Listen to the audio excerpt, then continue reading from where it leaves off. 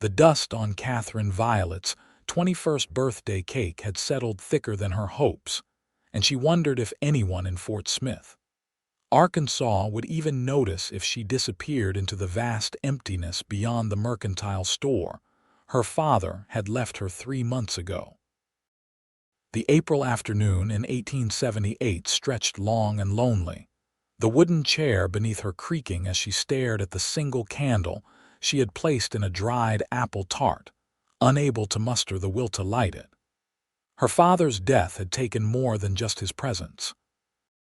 It had stolen her future, her suitors having vanished the moment they learned Thomas Violet had left nothing but debts and a failing business that barely sold enough flour and coffee to keep the shelves from looking completely barren. She had sent away the last customer an hour ago, a ranch hand who had purchased tobacco with coins so worn she could barely read their dates.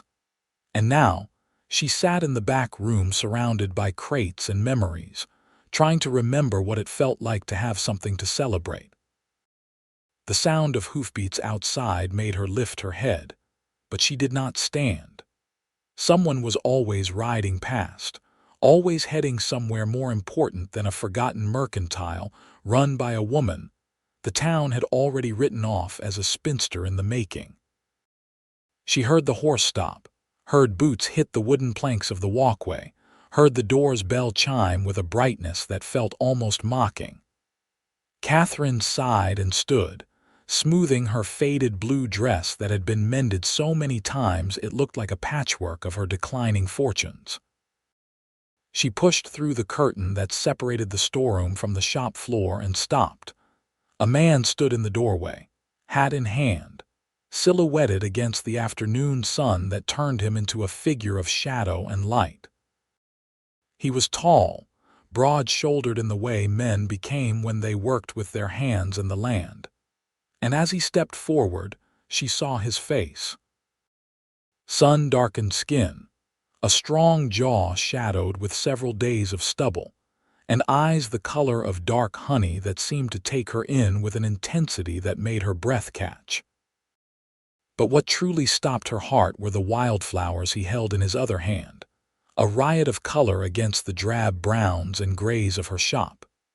Indian paintbrush, prairie verbena, and wild roses, their petals still fresh with morning dew despite the afternoon hour. "Miss Violet," he said, and his voice carried the rough warmth of a man who spent more time talking to horses than people. "My name is Quincy Vaughn. I heard it was your birthday." Katherine felt her throat tighten. She had told no one. Her father's friends had forgotten her. The women of the town had their own concerns, and the few people who might have remembered were scattered across the frontier or dead like her mother, buried 10 years past. "How did you know?" Quincy stepped closer, and she could see the dust of hard travel on his clothes, the wear on his boots that spoke of miles covered and work done. "Your father and I did business some years back. He talked about you often, said you were born the same day as the spring thaw in '77, April 15th. I was passing through Fort Smith and thought I would pay my respects to his memory. The preacher told me Thomas had passed. I am sorry for your loss." She wanted to speak, but words felt like stones in her throat. Instead, she reached out and took the wildflowers, their stems rough against her palms, their scent bringing tears to her eyes because no one had given her flowers since her father had picked daisies for her 12th birthday. "Thank you," she managed, and it came out as barely more than a whisper.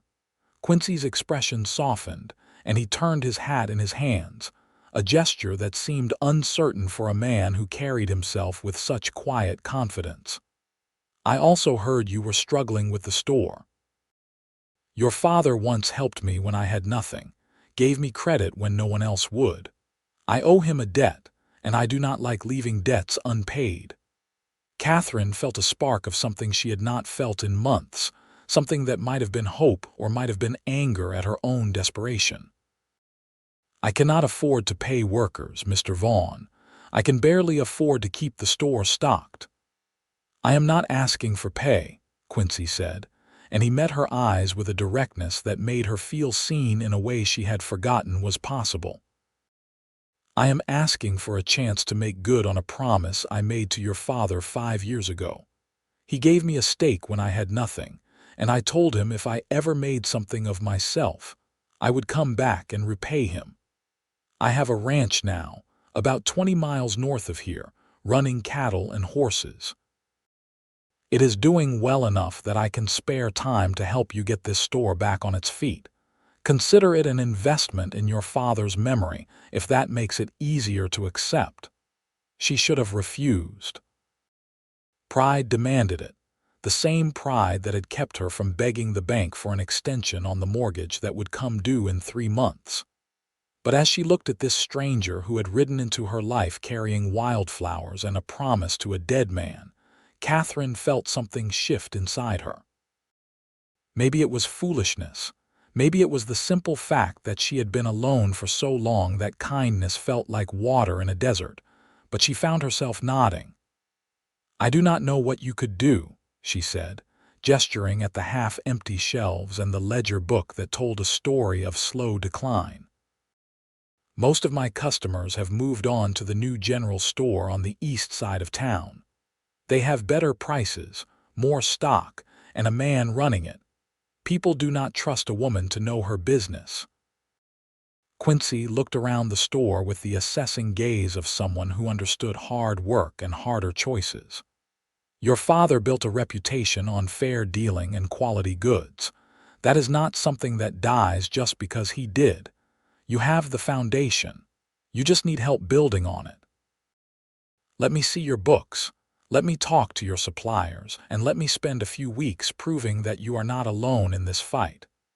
The words hung between them, weighted with meaning that went beyond business and debt. Katherine felt her heart hammer against her ribs, felt the wild, impossible hope that maybe, just maybe, her birthday would not end the way it had begun. "Why would you do this? You do not know me. For all you know, I am the reason the store is failing. Your father told me you could calculate sums faster than any accountant he had ever met, that you knew every customer by name and their families besides, and that you had a good head for business that most men would envy," Quincy said. And there was something in his voice that made her think he believed those words despite never having met her before today. "He was proud of you. That kind of pride does not come from a father whose daughter is incompetent. It comes from a father who knows his child is capable of great things but might need someone to believe in her as much as he did." Katherine felt the tears come then, hot and fast, and she turned away because crying in front of a stranger felt like admitting defeat. But Quincy did not leave, did not make polite excuses or back toward the door. Instead, she heard him move closer, felt the gentle weight of his hand on her shoulder, warm and steady and real. "It is all right to grieve," he said quietly. "It is all right to be tired of fighting alone. Let me help. Let me try." She turned back to him, wiping at her eyes with the back of her hand, and saw nothing but honest concern in his face. "I do not understand why you would do this for someone you do not know. Because 5 years ago, I was a broke ranch hand with more dreams than sense, and your father saw something in me worth investing in. He gave me 3 months of credit to get my start, and when I came back to pay him a year later, he refused to take interest. He said I should pay it forward instead, help someone else the way he helped me. I always meant to come back and thank him properly, but life on a ranch does not leave much time for traveling. Now he is gone, and the only way I can thank him is by making sure his daughter does not lose everything he built." Katherine looked down at the wildflowers in her hands, at the vibrant colors that seemed impossible in the dim interior of the store, and made a decision that would change everything. "All right, Mr. Vaughn, I accept your help, but I insist on keeping proper accounts. When the store is profitable again, I will pay you back." Quincy smiled, and it transformed his face from merely handsome to something that made her heart skip.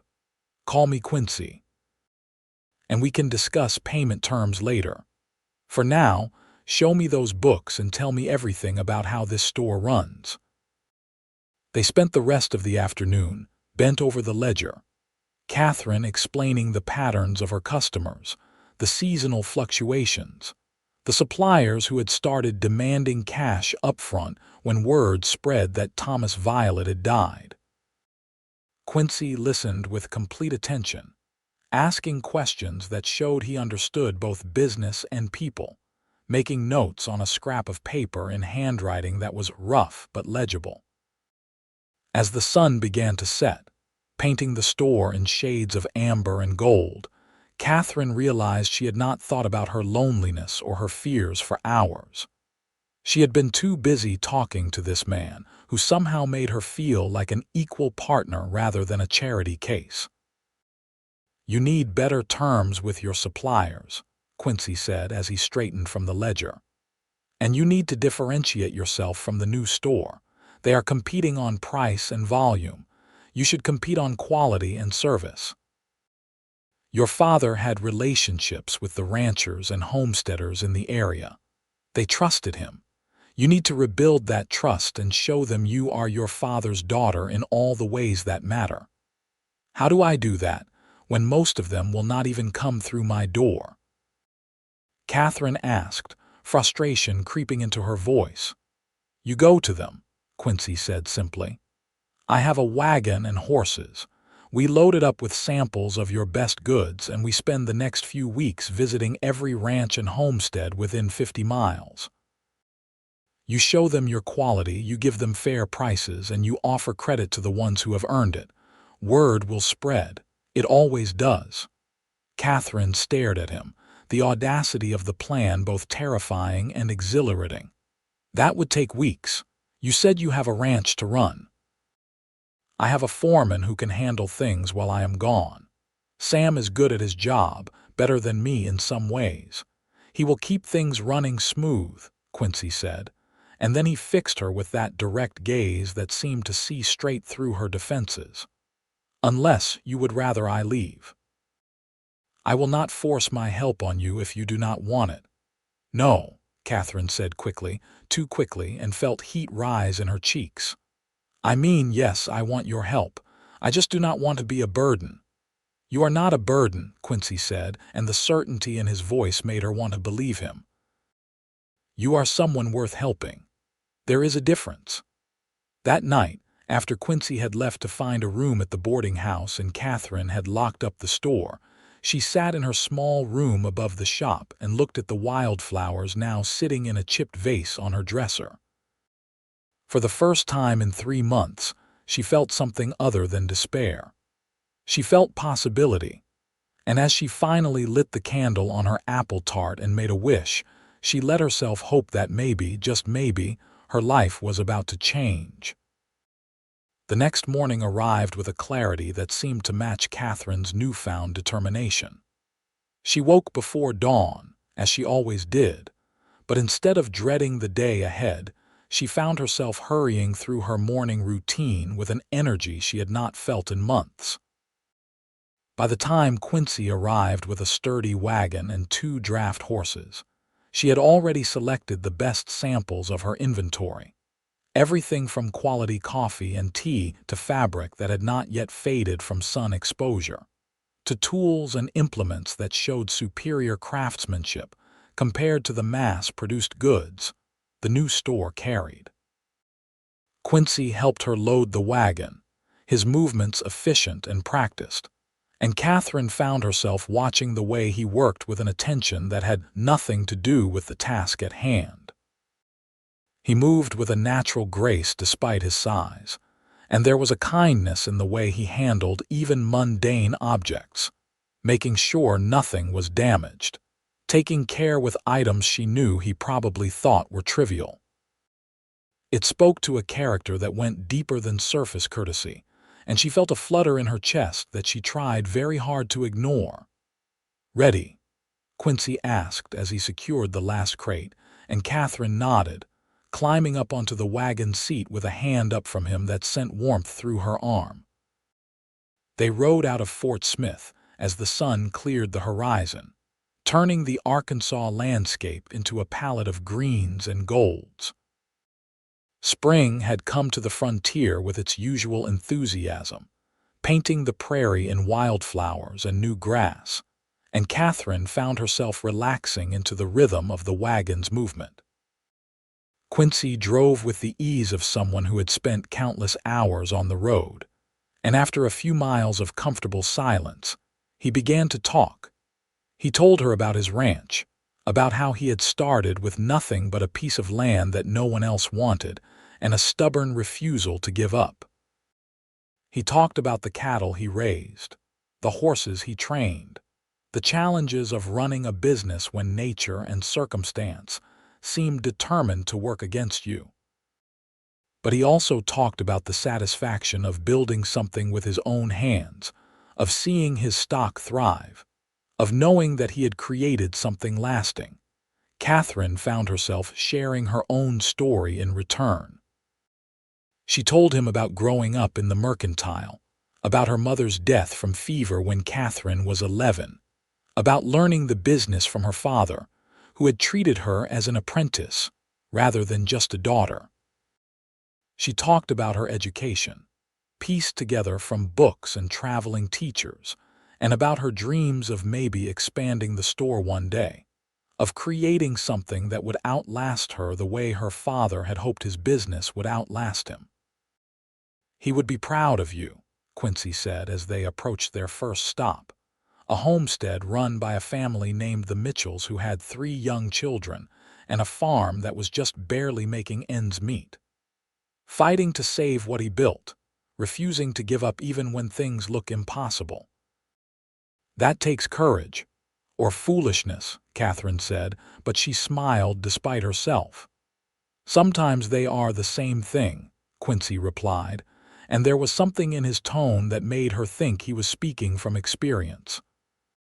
The Mitchells received them with wary hospitality, the kind that came from people who had been burned by false promises before.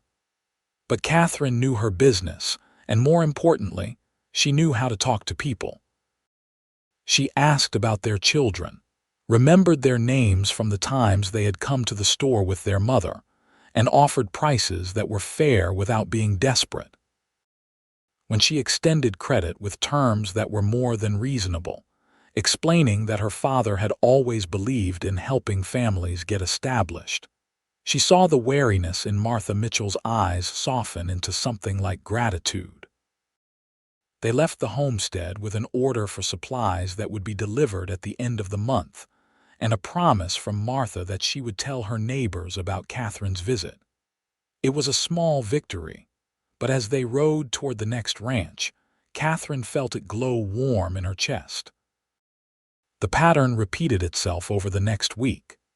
They visited ranches and homesteads, some prosperous and some barely surviving, and everywhere they went Katherine proved that she was her father's daughter in all the ways that mattered. She knew her inventory, knew her customers, and knew how to make people feel valued rather than just profitable. And beside her through it all was Quincy, helping to unload samples, talking to the men about cattle and horses, and whether while Katherine talked to the women about household needs and family concerns, presenting a united front that spoke of partnership and respect. But it was in the quiet moments between stops that Katherine found herself falling for him in ways that both terrified and exhilarated her. The way he would point out birds or interesting rock formations as they traveled, sharing his knowledge of the land with an enthusiasm that made even the mundane seem magical.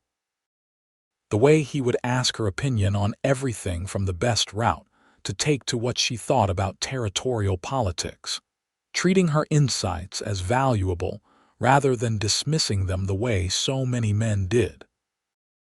The way he would catch her eye when a customer said something particularly ridiculous, and she could see the shared amusement there, a private joke between them that needed no words.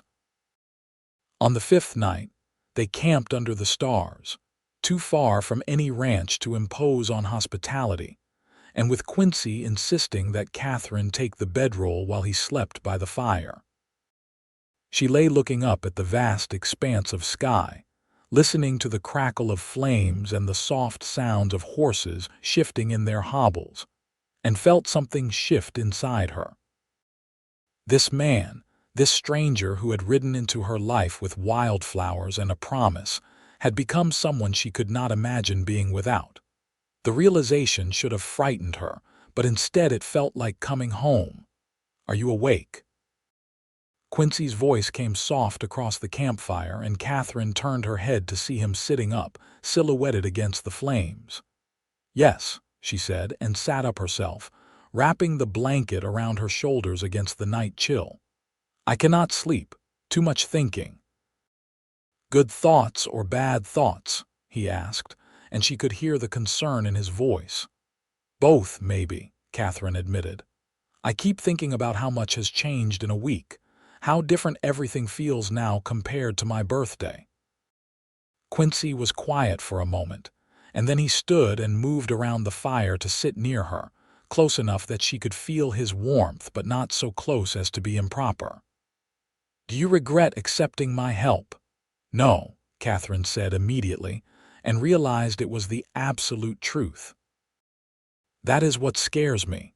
I barely know you, Quincy Vaughn, and yet I trust you more than people I have known my whole life. That does not make sense." "Maybe trust does not always need to make sense," Quincy said, and she felt his eyes on her in the darkness. "Maybe sometimes you just know when someone is meant to be in your life." Katherine turned to look at him, and in the firelight she could see the honesty in his face, the vulnerability that he was letting her see. "Is that what you think? That you were meant to ride into my store on my birthday?" "I think your father saved my life 5 years ago, and maybe the only way I could repay that was by being there when his daughter needed saving too," Quincy said slowly, choosing his words with care. "But I also think that somewhere along this road, this stopped being about a debt to your father and started being about something else entirely." Katherine's heart hammered so hard she thought he must be able to hear it. "What kind of something else?" Quincy reached out slowly, giving her time to pull away, and took her hand in his. His palm was warm and calloused, the hand of a man who worked hard and honestly, and his touch sent electricity through her entire body. "The kind where I cannot stop thinking about you. The kind where I find myself looking for excuses to make you smile, because your smile feels like sunshine. The kind where the thought of leaving Fort Smith and going back to my ranch without you feels like tearing off my own arm." "Quincy," Katherine whispered, and found she could not say anything else because emotions were crowding her throat too thickly for words. "I know it is too soon," Quincy said quickly, and she could hear the nervousness beneath his steady tone. "I know you have been through hell and back, and the last thing you need is some cowboy declaring himself after a week of knowing you. But I have never been good at hiding what I feel, Katherine, and what I feel when I look at you is something I have never felt before. You are smart and brave and kind, and being around you makes me want to be a better man than I am." Katherine felt tears prick her eyes, but they were not tears of sadness. They were tears of relief, of joy, of the overwhelming realization that she was not alone in what she was feeling. "You really see me," she said softly. "Not as Thomas Violet's daughter, not as the woman who needs saving, but as me. Do you know how rare that is?" "Then those other people are fools," Quincy said fiercely, "because the woman I see is extraordinary." Katherine made a decision that her practical mind screamed was reckless, but her heart knew was right. She leaned forward, closing the distance between them, and kissed him. It was gentle and brief, just a brush of lips that tasted of coffee and hope, but it felt like sealing a promise. When she pulled back, Quincy's eyes were wide with surprise and something that looked like wonder. "I feel it too," Katherine said, her voice steady despite the way her heart was racing. "This thing between us that does not make sense but feels more real than anything else in my life right now. I do not know where it will lead, and I do not know if I am being a fool, but I know I do not want you to leave when this is over. I want you to stay." Quincy's hand tightened on hers, and his smile was brilliant even in the darkness. "Then I will stay, for as long as you will have me." They sat together by the fire until the flames died to embers, talking about everything and nothing, sharing stories and dreams and fears with the ease of people who had known each other for years rather than days.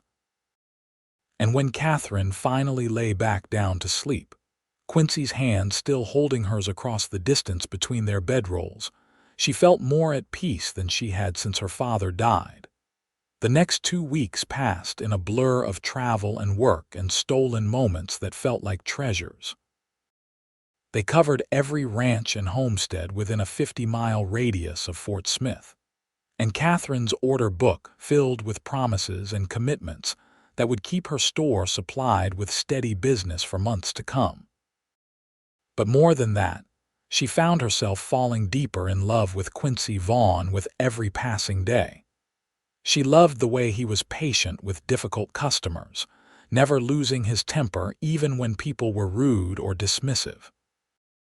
She loved how he would quietly handle the heavy lifting without making a show of it, understanding that she needed to maintain her authority, but also not wanting her to strain herself unnecessarily. She loved his laugh, deep and genuine and infectious, and the way he would sometimes break into song while driving the wagon, old trail songs that spoke of lonesome nights and open skies. But what she loved most was the way he made her feel like an equal partner in every way that mattered. He asked her opinion on his ranch business, sharing concerns about stock prices and water rights and hiring decisions, as though her perspective was valuable. He talked to her about his hopes for the future, about wanting to expand his operation, maybe start breeding horses more seriously. And he listened when she talked about her own dreams for the store with an attention that made her feel heard in a way she never had before. They kissed again on the 10th night of their journey, and this time it was not gentle or brief. It was desperate and passionate, months of loneliness and fear pouring out of both of them into something that felt like salvation. Quincy held her like she was precious, his hands tangling in her hair, and Katherine pressed against him, wanting to be closer, wanting to erase the space between them entirely. When they finally broke apart, both breathing hard, Quincy rested his forehead against hers. "Marry me," he said, and it was not a question so much as a plea. "I know it is fast, I know people will talk, but I do not care. I love you, Katherine Violet, and I want to spend the rest of my life proving it to you." Katherine felt her heart expand until it seemed impossible that her chest could contain it. "Yes," she said, and laughed at the shock on his face. "Yes, Quincy Vaughn, I will marry you. I love you too more than I thought possible, and I do not want to spend another day without knowing you are mine." Quincy kissed her again, softer this time but no less meaningful, and Katherine felt the last pieces of her broken heart knit back together. This man, this impossible, wonderful man who had ridden into her life with wildflowers and a promise, had given her more than just help with her store. He had given her hope, given her love, given her a future that stretched bright and beautiful before them. They returned to Fort Smith 2 days later, the wagon full of orders and their hearts full of plans. Katherine reopened the store with a quiet confidence that drew customers curious about her transformation. The orders from the ranches and homesteads began to arrive, and with them came payments that allowed her to restock properly and even hire a part-time assistant, a young woman named Sarah who was quick with numbers and eager to learn. Quincy divided his time between his ranch and the store, and though Katherine knew the traveling was hard on him, he never complained. Instead, he would arrive in Fort Smith dusty and tired, and his face would light up the moment he saw her, as though the miles meant nothing when measured against being together. They were married 6 weeks after her birthday, in a simple ceremony at the church with half the town in attendance, and if people thought it was rushed or improper, they kept their opinions to themselves after seeing the way the couple looked at each other. Katherine Vaughn, she thought as she signed the marriage register, and the name felt like a promise kept. Her father would have liked Quincy, would have approved of the man she had chosen, and that knowledge made the day even sweeter. They spent their wedding night in the room above the store, and as Quincy held her in the darkness, both of them too excited and nervous and happy to sleep immediately, Katherine felt gratitude wash over her so strongly it was almost painful. "Thank you," she whispered against his chest, feeling the steady beat of his heart beneath her ear. "For what?" Quincy asked, his hand stroking through her hair with gentle reverence. "For riding into my life when I needed you most. For seeing me when I felt invisible. For loving me when I thought I was unlovable." Quincy tilted her face up to his, and even in the darkness she could see the intensity of his gaze. "You were never unlovable, Katherine. You were just waiting for the right person to see how incredible you are. I am the lucky one. I get to spend the rest of my life with a woman who is brilliant and brave and beautiful. And I will thank God every day for letting me be the one to walk into your store on your 21st birthday." Katherine kissed him then, deep and slow and full of promise, and they made love with the tenderness of new spouses learning each other's bodies and the passion of two people who had already faced loss and knew how precious it was to find someone worth holding on to. When Katherine finally fell asleep, wrapped in Quincy's arms, she felt complete in a way she had never imagined possible. The months that followed were not without challenges. Merging 2 lives and 2 businesses required compromises and difficult conversations about futures and responsibilities. Katherine was determined not to abandon the store her father had built, and Quincy could not simply walk away from the ranch he had worked so hard to establish. They found a solution that required both of them to be flexible but ultimately strengthened their partnership. Quincy hired additional ranch hands and promoted his foreman Sam to a position that gave him more authority and decision-making power, allowing Quincy to spend more time in Fort Smith without the ranch suffering. Katherine, in turn, began training Sarah more extensively, preparing her to eventually manage the store's day-to-day operations so Katherine could spend time at the ranch learning that side of the business. It meant long days and longer nights of paperwork and planning, but they faced it together, and that made all the difference. By the time autumn arrived, painting the Arkansas landscape in shades of red and gold, they had found a rhythm that worked for both of them. Katherine ran the store 4 days a week, with Sarah handling the other days and Katherine always available for questions or emergencies.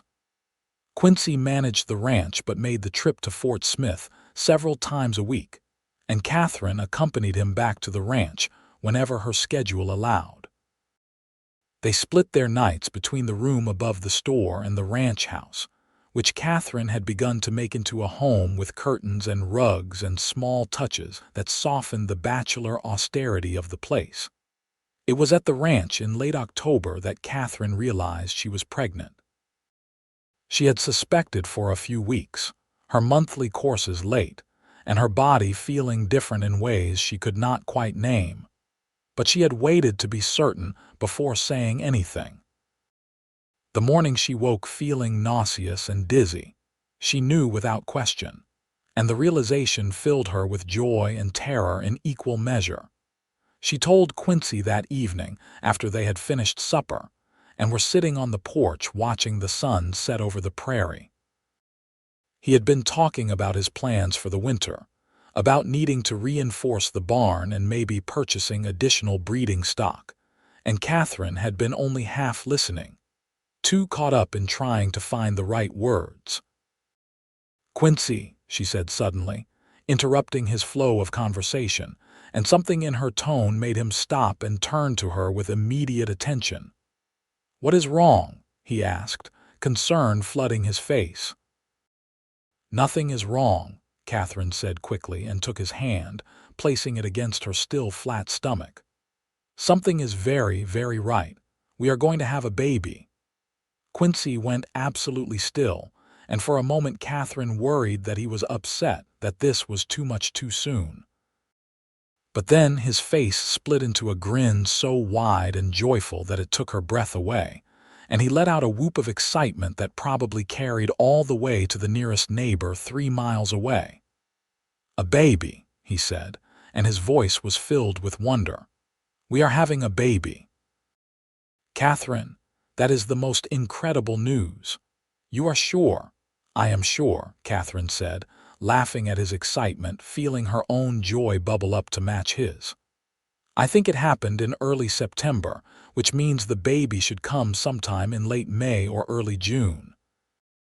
Quincy pulled her into his arms, holding her so tightly she could barely breathe, and she felt wetness on her face that she realized were his tears. "I am going to be a father," he said against her hair. "You have given me so much already, and now this. I do not know what I did to deserve you, but I swear I will spend every day trying to be worthy of you and this child." "You already are," Katherine whispered, her own tears flowing freely now. "You are going to be an amazing father, Quincy. I see how patient you are with the animals, how kind you are to everyone you meet. Our child is going to be so loved." They sat together on the porch until the stars came out, making plans and dreams for their growing family. Quincy was adamant that Katherine should reduce her hours at the store, worried about her overworking herself, and Katherine agreed to let Sarah take on more responsibility while still maintaining oversight. They talked about expanding the ranch house to add a proper nursery, about teaching their child to ride and read and work with their hands.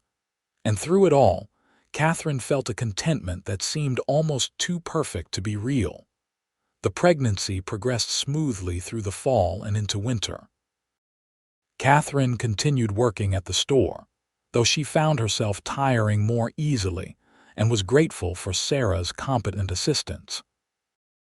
Quincy became almost absurdly protective, insisting on helping her with everything from climbing stairs to lifting anything heavier than a coffee cup. And though Katherine sometimes found his hovering excessive, she could not help but be touched by his devotion. Christmas that year was their first as a married couple, and they celebrated quietly with a small tree in the ranch house and gifts that were practical but thoughtful. Quincy gave Katherine a beautiful rocking chair he had commissioned from a woodworker in town, carved with flowers and birds and clearly intended for the nursery. Katherine gave Quincy a new saddle, custom-made to his specifications, and the look on his face when he saw the craftsmanship made every penny worth it. As January turned to February, and winter held Fort Smith in its grip, Katherine found herself increasingly focused on preparing for the baby. She sewed tiny clothes from soft fabric, knitted blankets despite never having been particularly skilled with needles, and read every book she could find about childbirth and infant care. Quincy converted one of the spare bedrooms in the ranch house into a nursery, painting the walls a cheerful yellow, and building a cradle with his own hands that was sturdy enough to survive generations. It was in early March, when the first hints of spring were beginning to show, that Katherine felt the baby move for the first time. She was sitting in the store going over inventory when the flutter came, so light she almost missed it.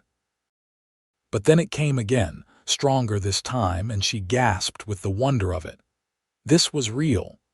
This was her child, growing inside her, preparing to enter the world and change everything. She was still crying happy tears when Quincy arrived an hour later, and he held her while she babbled about the movement and what it felt like and how miraculous it all was. He placed his hand on her swollen belly, waiting patiently, and when the baby kicked against his palm, his eyes went wide with amazement. "Hello in there," he said softly, leaning down to talk to Catherine's stomach. "This is your father. I just want you to know you are already so loved, and we cannot wait to meet you." Catherine felt her heart melt watching this strong, practical man talking to her belly with such tenderness. And she knew without question that their child would grow up surrounded by love and security, in ways she had sometimes lacked in her own childhood. They were going to be good parents, she and Quincy. They were going to give this baby everything that mattered. As spring arrived in earnest, bringing green grass and wildflowers that reminded Catherine of that first day when Quincy had walked into her life, she felt herself getting anxious about the approaching birth. Martha Mitchell, who had become a friend during Catherine's visits to the homesteads, offered advice and reassurance, having delivered 4 children herself. Doc Harrison, Fort Smith's physician, examined Catherine regularly and pronounced her and the baby healthy and strong. But still, Catherine worried in the way all first-time mothers worry, afraid of pain and complications and the 1,000 things that could go wrong. Quincy was her rock through it all, calm and steady and endlessly patient with her fears and mood swings. He rubbed her swollen feet at night, brought her tea and crackers when morning sickness returned in the 3rd trimester, and never once complained about the disruption to their lives. Instead, he seemed to grow more excited with each passing day, planning out loud about teaching their child to ride and fish and all the skills he had learned growing up on the frontier. The baby came on a warm evening in late May, 2 weeks earlier than Doc Harrison had predicted, but healthy and vigorous nonetheless. Catherine's labor started in the afternoon while she was at the store, and by the time Quincy arrived in response to Sarah's frantic message, the contractions were coming strong and close together. He drove her to the ranch house faster than was probably safe, and Doc Harrison arrived shortly after with Martha Mitchell, who had volunteered to assist. The labor was long and hard, lasting through the night and into the early morning hours. Catherine had never known pain like this, waves of it that stole her breath and made her understand why women sometimes did not survive childbirth. But Quincy stayed with her through all of it, holding her hand and letting her squeeze until she thought she might break his fingers, whispering encouragement and love even when she screamed at him that this was all his fault. And then, just as the sun was rising and painting the bedroom in shades of gold and pink, their son was born. He came into the world angry and loud, his cries filling the house with life, and when Doc Harrison placed the squirming bundle on Catherine's chest, she felt love so overwhelming it was almost painful. "A boy," Doc Harrison said with satisfaction. "Strong and healthy, good lungs on him. Congratulations to both of you." Quincy stared at his son with an expression of absolute wonder, reaching out a tentative finger to touch the baby's tiny hand. The infant gripped it immediately with surprising strength, and Catherine watched her husband's face crumple with emotion. "He is perfect," Quincy said hoarsely. "Catherine, you did this. You brought him into the world. You are incredible." Catherine was too exhausted and happy to do more than smile, but she pulled Quincy down for a kiss that tasted of salt and joy. They had created this miracle together. This tiny person who already had his father's nose and a shock of dark hair and eyes that would probably end up being the same honey brown as Quincy's. They named him Quentin Marcus Vaughn, the first name a nod to his father and the second after Catherine's grandfather. Little Quentin, as they called him to avoid confusion, was a good baby for the most part, though he had a temper when he was hungry or wet that left no doubt he was his parents' child. Katherine took to motherhood with the same determination she brought to everything else, learning to nurse and change diapers and function on almost no sleep with a resilience that impressed even her. Quincy was a devoted father from the start, taking on night feedings with bottles of expressed milk so Katherine could rest, walking the floor with Quentin when the baby fussed, and generally being as hands-on as any mother. Some of the ranch hands teased him about it, suggesting that baby care was women's work, but Quincy shut down those comments quickly and firmly. This was his son, and he would be damned if he was going to be one of those fathers who treated fatherhood as something that could be ignored until the child was old enough to be useful. The first year of Quentin's life flew by in a blur of sleepless nights and precious moments. His first smile, his first laugh, his first tooth that came in during a week of terrible fussiness, his first solid foods that ended up more on his face than in his mouth. Katherine documented everything in a journal, wanting to remember these days even as they passed in exhaustion and chaos. The store continued to thrive under Sarah's increasingly competent management, and Katherine found herself able to step back from daily operations more than she had expected. She still handled the books and made major decisions about inventory and suppliers, but Sarah ran the day-to-day business with an efficiency that freed Katherine to focus on her family and learning the ranch business. Quincy taught her to ride properly, not just the sedate horsemanship appropriate for town, but the practical skills needed to work cattle and check fence lines. Katherine discovered she had a good seat and a natural way with horses, and soon she was accompanying Quincy on his rounds, baby Quentin secured in a sling against her chest, or left with Martha Mitchell when the work was too rough for an infant to tag along. By the time Quentin celebrated his first birthday with a small party attended by their closest friends and neighbors, Katherine and Quincy had built a life that felt solid and real and infinitely precious. The ranch was prospering, with Quincy's careful management and quality stock earning him a reputation as a reliable supplier. The store was profitable and stable, no longer in danger of failing but instead a respected business that served customers throughout the region.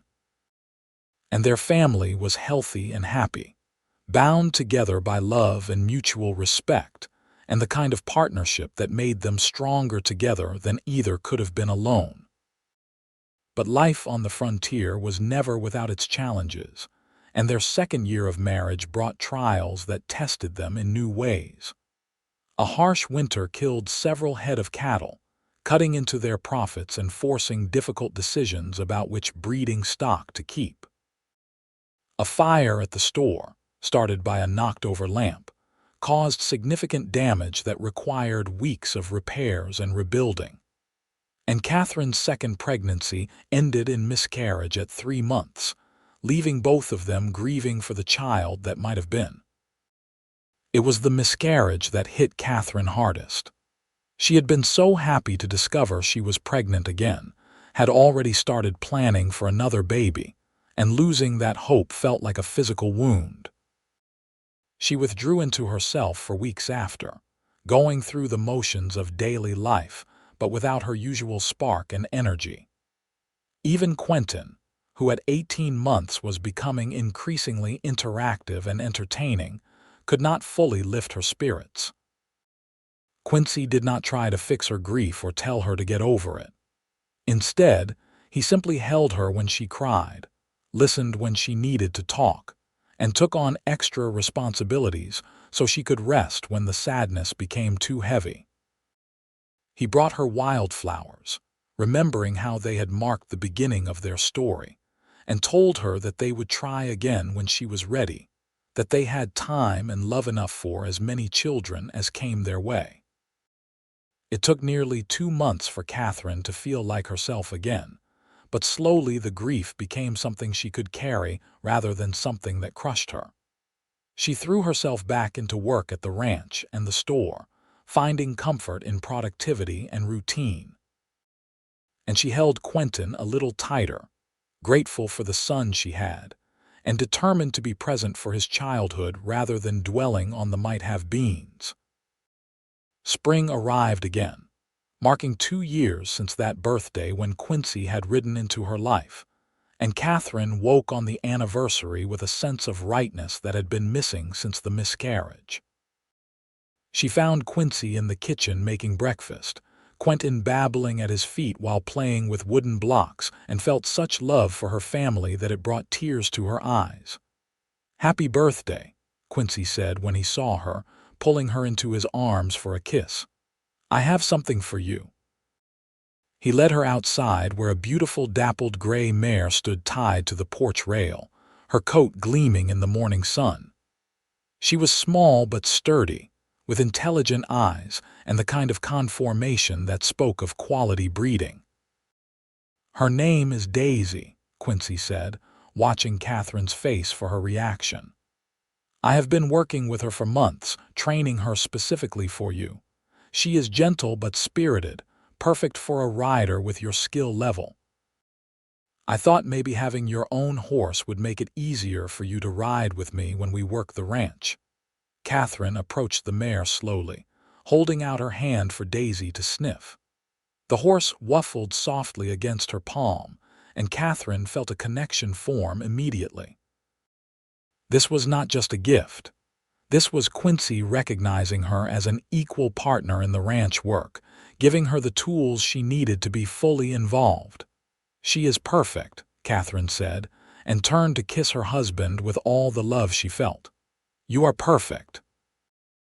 Thank you for understanding what I needed even when I did not know myself." They spent the morning riding together, Katherine on Daisy and Quincy on his gelding, with Quentin secure in a special saddle carrier that Quincy had designed for family rides. They rode through the ranch land, checking on cattle and fences and water sources, and Katherine felt the last pieces of her grief lift away. This was her life now, this perfect, imperfect reality of hard work and love and family, and she would not trade it for anything. That summer Katherine discovered she was pregnant again, and though she was nervous after the miscarriage, this pregnancy felt different. Stronger somehow, more certain.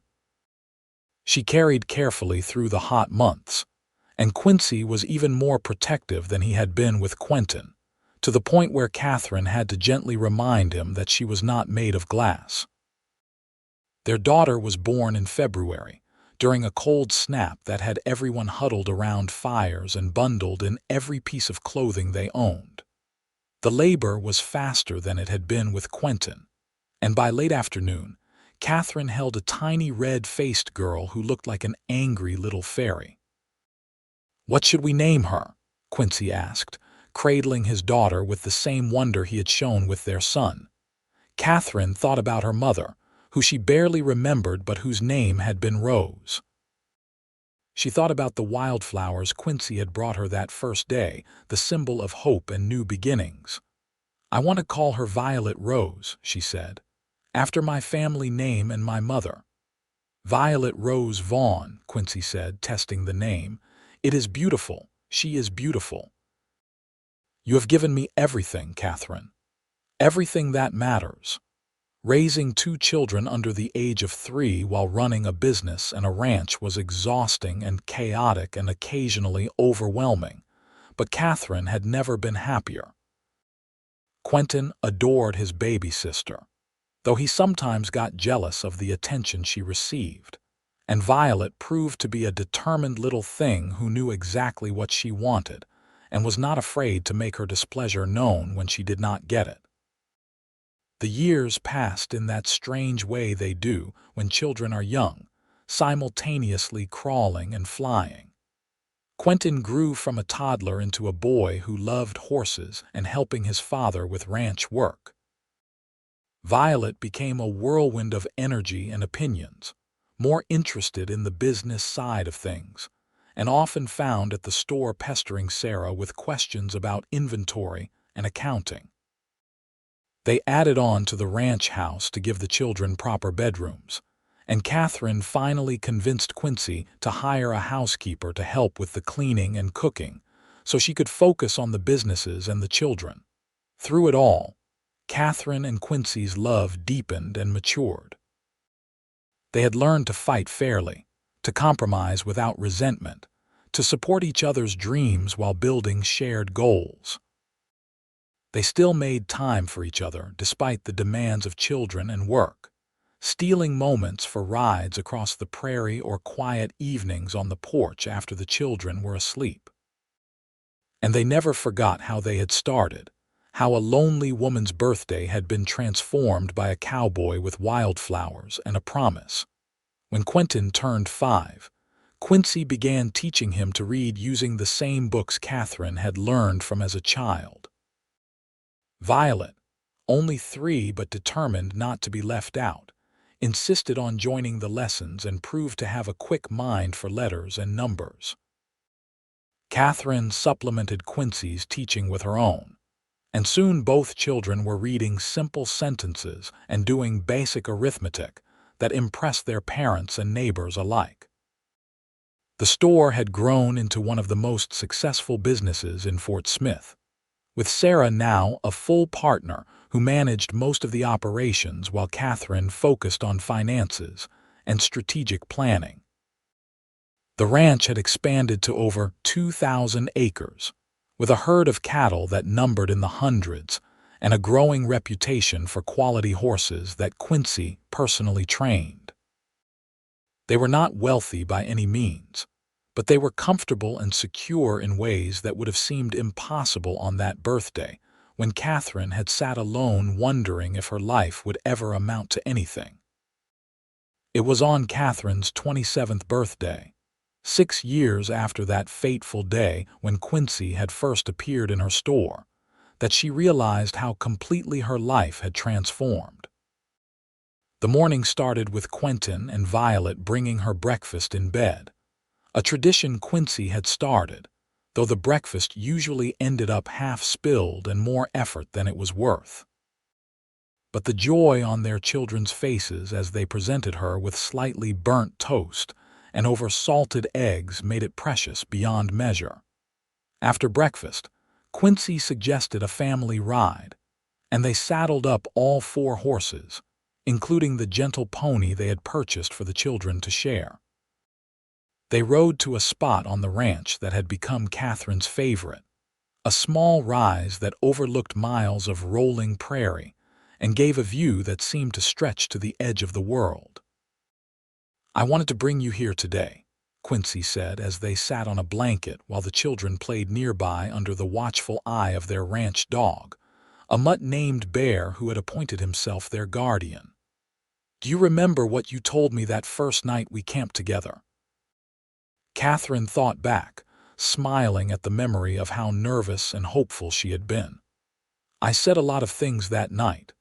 You told me you felt like you could not imagine being without me, even though we barely knew each other," Quincy said, taking her hand. "And I told you that maybe sometimes you just know when someone is meant to be in your life. Do you still feel that way?" "More than ever," Katherine said softly. "You saved me, Quincy, not just my store or my business, but me. You gave me hope when I had none, love when I thought I was unlovable, and a future that is better than anything I could have imagined." Quincy reached into his pocket and pulled out a small box, worn leather that had clearly been carried for a while. "I have been saving this for the right moment, and I think today is that moment. 6 years ago, I rode into your life with Wildflowers and a promise to help you save your father's store. Today, I want to give you something else." He opened the box to reveal a delicate gold locket, engraved with flowers that looked remarkably like the wildflowers he had brought that first day. Katherine gasped at the craftsmanship, at the thought and care that had clearly gone into choosing it. "Open it," Quincy urged, and Katherine did, finding tiny photographs inside. One was of their wedding day, a formal portrait they had sat for in town. The other was of Quentin and Violet, taken just last month, both children grinning at the camera with gap-toothed joy. "I wanted you to have something that represents our story," Quincy said as he fastened the locket around her neck. "From that first day to now, from a promise made to a promise kept. You are the best thing that ever happened to me, Katherine Vaughn, and I will spend the rest of my life making sure you know it." Katherine kissed him then, deep and long and full of 6 years of shared life and love. And when they finally broke apart, both children were making exaggerated gagging noises that made them laugh. "You two think kissing is gross now," Quincy said, scooping Violet up and blowing a raspberry on her neck that made her shriek with laughter. "Just you wait until you are older." They rode back to the ranch house as the sun began to set, and Katherine felt contentment settle over her like a warm blanket. That night, after the children were in bed and the house was quiet, she and Quincy sat on the porch as they had so many times before, watching the stars emerge in the vast Arkansas sky. "You ever think about how different things would be if you had not come to my store that day?" Katherine asked, leaning against Quincy's shoulder. "All the time," Quincy admitted. "I think about how I almost did not come, how I almost decided your father's debt was settled by time and circumstance. But something pushed me to Fort Smith that day, something I cannot explain but will always be grateful for." "Fate," Katherine said softly. "Or maybe just my father's love reaching beyond the grave to make sure I was taken care of." "Maybe both," Quincy said, and kissed the top of her head. "Whatever the reason, I am grateful. You have made me happier than I ever thought possible, Katherine. You and those 2 wild children of ours." They sat in comfortable silence for a while, and then Katherine said, "I am pregnant again." Quincy went still and then turned to her with eyes full of hope and happiness. "Are you sure? Is everything all right?" "I am sure, and yes, everything feels right this time," Katherine said, placing his hand on her still flat stomach. "Due in late autumn, I think. Probably October." Quincy pulled her into his arms, holding her carefully but tightly enough that she felt surrounded by his love. "3 children. We are going to have 3 children. Katherine, that is wonderful." "I know Quentin and Violet keep us busy enough already," Katherine said, some part of her still nervous about adding to their chaotic household. "But I wanted more. I wanted a house full of children and love and noise." "Then that is what we will have," Quincy said firmly. "We will manage like we always do together. You are not alone in this, Katherine. You will never be alone again." And he was right. Their 3rd child, another son they named Kenneth Walter Vaughn, arrived in mid-October during the height of harvest season.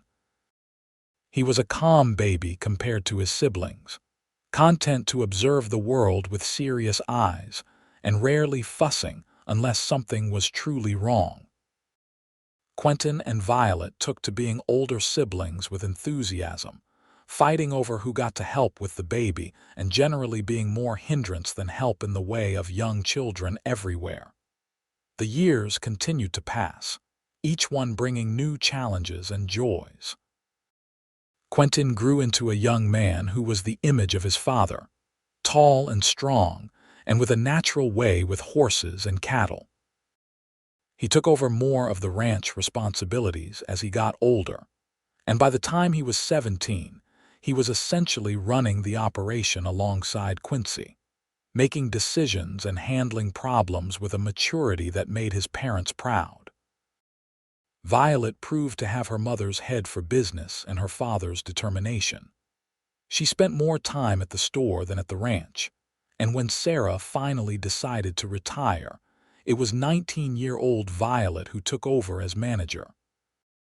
She modernized the inventory system, expanded the product lines, and even convinced her mother to open a second location in a neighboring town.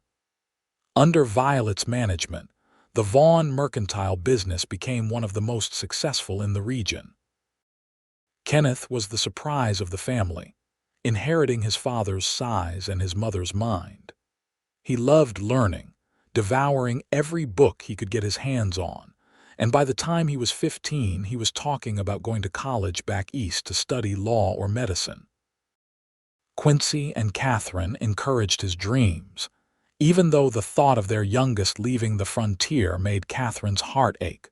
Through all the years of raising children and building businesses, Katherine and Quincy never lost sight of each other. They made time for weekly rides across the prairie, just the two of them, even when their children were young, and it required complicated arrangements with neighbors and household staff. They took trips together when they could, visiting other ranches and towns, and once even traveling all the way to St. Louis for a cattle convention that was also an excuse for a week alone together. Their love deepened and matured with time, becoming something that was as much friendship and partnership as passion. They still made each other laugh, still argued about ridiculous things like whose turn it was to deal with the difficult supplier, or whether they should plant wheat or corn in the south field. They still kissed each other hello and goodbye like every parting might be their last, a habit formed from living in a place where danger was always present, even if rarely realized. On Katherine's 35th birthday, surrounded by her grown children and a house full of grandchildren, she found herself thinking back to that day 14 years earlier when she had been alone and hopeless. Quentin had taken over the ranch completely, and he and his wife Emma lived in a house they had built on the edge of the property. Violet had married a banker named Charles, and they lived above the store with their young son. Kenneth was away at college in Boston, studying medicine and sending long letters home about his classes and the strange Eastern customs he was learning to navigate. Quincy found her in their bedroom, looking out the window at the ranch they had built together. He came up behind her, wrapping his arms around her waist and resting his chin on her shoulder, and she leaned back into his warmth. "What are you thinking about?" he asked, his voice still capable of sending shivers down her spine even after all these years. "That day you rode into my store with Wildflowers," Katherine said softly.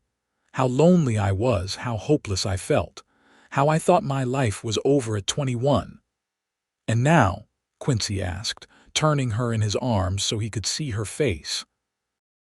"Now I have more than I ever dreamed possible," Katherine said, smiling up at the man who had given her everything that mattered. "A husband I love more with every passing year, children who are making their own ways in the world, and a legacy that will outlast both of us." "You kept your promise, Quincy Vaughn. You saved my father's store, and in doing so, you saved me." "We saved each other," Quincy corrected gently, and kissed her with the tenderness of long practice and deep love. "You gave me a reason to be more than just a rancher trying to make his fortune. You gave me a family, a home, a purpose beyond simple survival. Everything I am, everything I have accomplished, is because you believed in me." They stood together in the fading light, watching their grandchildren play in the yard below while their own children supervised and laughed at the chaos. The ranch stretched out around them, thousands of acres of land that provided for dozens of families who worked for them. The store bore their name, now plural, Vaughn and Sons, even though it was their daughter who ran it. And throughout Fort Smith and the surrounding territories, the Vaughn name meant something. It meant fair dealing and quality goods and people who kept their promises. Later that night, after all the guests had left and the house was quiet again, Katherine and Quincy lay in bed together, her head on his chest and his fingers playing with her hair in the way they had for 14 years. "I want you to know something," Katherine said into the darkness. "If I could go back to that day, to my 21st birthday when I was sitting alone and broken, and I could see the future we would build together. All the joy and pain and chaos and love. I would choose it all over again. Every moment, every choice that led me to you. You are the best thing that ever happened to me, Quincy. Quincy's arms tightened around her, and she felt the tremor in his body that meant he was fighting tears. I love you, Katherine Vaughn. I loved you from the moment I saw you standing in that store looking like you were holding the world together through sheer will. And I will love you until my last breath and beyond. They made love that night with the tender passion of long married couples who had learned each other's bodies as well as their hearts, and afterward Katherine fell asleep feeling blessed beyond measure.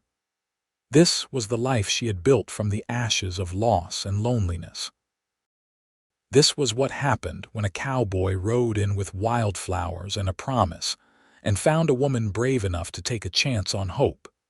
The years continued to pass, bringing the inevitable sorrows that came with long life. They lost friends to age and illness, watched as Fort Smith transformed from a rough frontier town into a proper city with schools and theaters and all the trappings of civilization.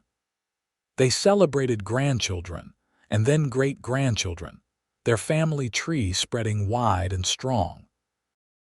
And through it all, Katherine and Quincy remained the foundation. Their love the example that shaped how their descendants understood partnership and commitment. On their 25th wedding anniversary, when Katherine was 46 and Quincy was 50, their children threw them a party that brought together what seemed like half of Arkansas. The ranch house could not contain all the guests, so they set up tables outside, and the celebration lasted from afternoon into the night. There were speeches and toasts, embarrassing stories shared by their children, and dancing under strings of lanterns that turned the prairie into something magical. But the moment Katherine remembered most came late in the evening, when she and Quincy slipped away from the party to walk through the ranch they had built together. They ended up at the small rise where he had given her the locket so many years before, and they stood looking out over land that represented decades of hard work and love. You remember what I promised you that first day? Quincy asked, taking her hand in his the way he had 1,000 times before. You promised to help me save my father's store, Katherine said, smiling at the memory of how young and scared they had both been. I promised more than that, Quincy said, and in the moonlight she could see the same intensity in his eyes that had been there on her 21st birthday. I promised to be there when you needed someone. I promised to help you fight when you were tired. And I promised that you would never be alone again. Did I keep those promises, Katherine? You kept every promise and gave me more than I ever asked for, Katherine said, tears streaming down her face in the way they seemed to more easily as she got older. You gave me a life worth living, Quincy. You gave me love and family and a legacy I am proud of. Everything good in my life came from the day you walked into my store with wildflowers and hope. Then I have succeeded in my life's greatest work, Quincy said, and pulled her close for a kiss that tasted of champagne and joy and 25 years of shared life. Loving you, Katherine Vaughn, has been the greatest adventure and the greatest gift. Thank you for saying yes all those years ago. Thank you for believing in a cowboy with more dreams than sense. They stood together under the stars, the sounds of their anniversary party drifting faintly across the prairie, and Katherine felt complete in a way that defied description. This moment, this life, this love, it was everything she had never known to wish for on that lonely birthday so long ago. And as Quincy held her close and whispered words of love into her hair, she sent a silent thank you to her father, to fate, to whatever force had brought this man into her life when she needed him most. Years later, when Katherine was an old woman with silver hair and grandchildren who brought their own children to visit, She would tell the story of how she met her husband to anyone who would listen. She would describe sitting alone on her 21st birthday, convinced her life was over before it had really begun. She would talk about the cowboy who had ridden in with wildflowers and a promise to help her save her father's store. And she would explain how that simple act of kindness had blossomed into a love story that spanned decades and shaped the lives of generations. Quincy lived to be 73, still working the ranch until a month before his death, despite his children's pleas for him to slow down. He died peacefully in his sleep, Katherine beside him as she had been for 48 years, and his last words were to tell her he loved her and that she had made his life worth living. Katherine mourned him with the depth of grief that only comes from losing your other half, but she also celebrated the incredible life they had built together. She lived another 5 years after Quincy's death, spending her time with her children and grandchildren and great-grandchildren, all of whom carried pieces of the legacy she and Quincy had created. She still wore the locket he had given her, now containing photos of their entire family, a testament to how a single act of kindness had rippled out to touch so many lives. On what would be her 71st birthday, Katherine Vaughn passed away in her sleep, in the ranch house she and Quincy had built together, surrounded by family who loved her and knew her story. She was buried next to Quincy, their graves marked with a simple stone that read "Together Always" and featured carved wildflowers that bloomed eternal in granite. But their true memorial was not the stone or even the ranch and businesses that bore their name. It was the family they had created, the love they had shared, and the example they had set for what marriage and partnership could be. Generations of Vaughns would tell the story of how it all began, of a lonely woman's birthday and a cowboy with wildflowers and a promise. And they would understand that the greatest gift we can give each other is not wealth or security, but simply showing up when someone needs us most, offering hope when there seems to be none, and having the courage to build a life together one day at a time. The story of Katherine and Quincy Vaughn became part of Fort Smith's history, a tale of frontier love and perseverance that embodied the spirit of the Old West.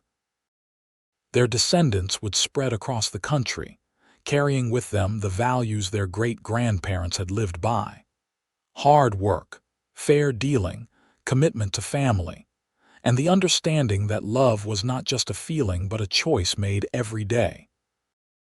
And sometimes, on spring evenings when the wildflowers bloomed across the Arkansas prairie, people swore they could see two figures on horseback riding across the old Vaughn ranch, silhouetted against the sunset, riding together as they had in life and would in whatever came after. It was probably just tricks of light and shadow, imagination fueled by story and sentiment. But those who believed in the power of love that transcended even death liked to think it was Katherine and Quincy, still together, still riding the land they had tamed, still living the promise made on a lonely woman's birthday when a cowboy had walked into her life carrying wildflowers and hope for the future. Their story proved that sometimes the darkest moments come right before everything changes, that a single act of kindness can reshape entire destinies, and that true love, when nurtured with respect and partnership and daily commitment, can build legacies that outlast any individual life. It was a story worth telling, worth remembering, worth celebrating as an example of what was possible when two people found each other at exactly the right moment and had the courage to build something beautiful together. And so the story ended not with death but with continuation, with children and grandchildren and great-grandchildren carrying forward the legacy of love that had begun with wildflowers and a promise. Katherine Violet, who had once thought her life was over at 21, had instead lived a life so full and rich and meaningful that it echoed through generations. Quincy Vaughn, the cowboy who had honored a debt to a dead man, had found in that act of integrity the greatest love of his life and built an empire of family and prosperity.